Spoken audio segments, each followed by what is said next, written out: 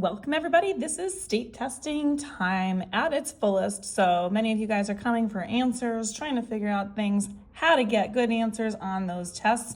So whether you learn this in math class or in science class, this is scientific notation, and we're talking about how to change it. So when we're talking about scientific notation, we're talking about either really, really small numbers or really, really big numbers, typically.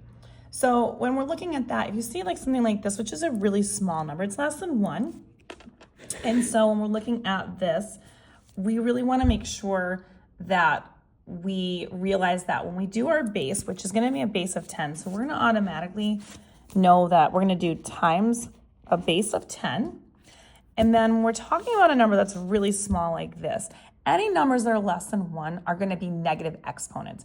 Now, when we're talking about having things in standard scientific notation should have 1 digit, then a decimal, and then any other additional digits that are on there. Now, if there are a bunch of zeros, obviously we won't write those. So we have all these zeros right here, and then we get up to the 6. So we want to get that decimal from here over to that 6.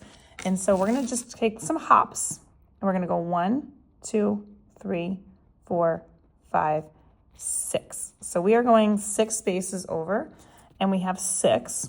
And there's no other numbers, so it would just be 6 times our base of 10. We went over 6 spaces, and because it's a small number, it's going to be a negative 6. So that's how you would write this in scientific notation. Now let's take a number that's big, like this one.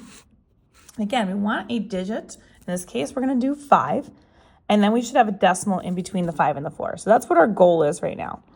Now, currently, the decimal's way over here. There is no decimal, so anytime it's not there, it's at the end of the number. We're trying to get it over so that it's in between the 5 and the 4. It's always 1 digit and then a decimal. And we know we're going to have a times 10 base, so we'll start there.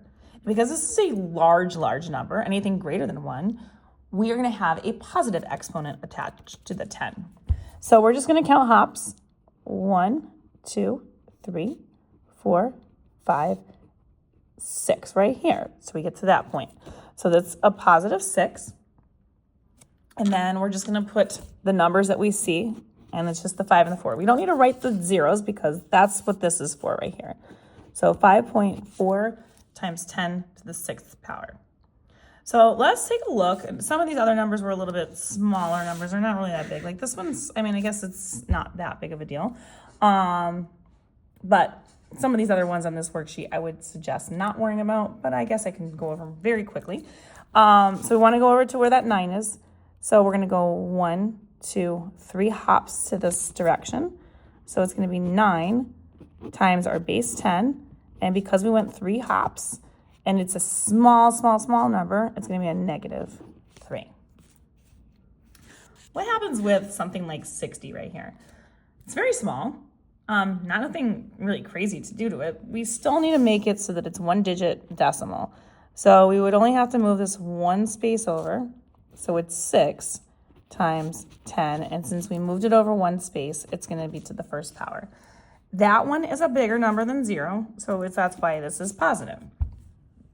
Now, if I look at something like this one, because I'm sure people are going to ask, well, what do I do? This is already set up. It's 1 digit, then a decimal. Well, if I'm doing this in scientific notation, it needs to be 6.7. Of course, everybody loves this number, right? 6, 7. And then we're going to do times 10. And because there's nothing to do, put a 0 there on that exponent. If you want more questions like these, find them in my location of scientific notation, which is going to be a new playlist that I'm making with all of these problems in it. These are located in my Instagram, YouTube, and TikTok at YouWantAlgebra. Don't forget to like, share, follow for more.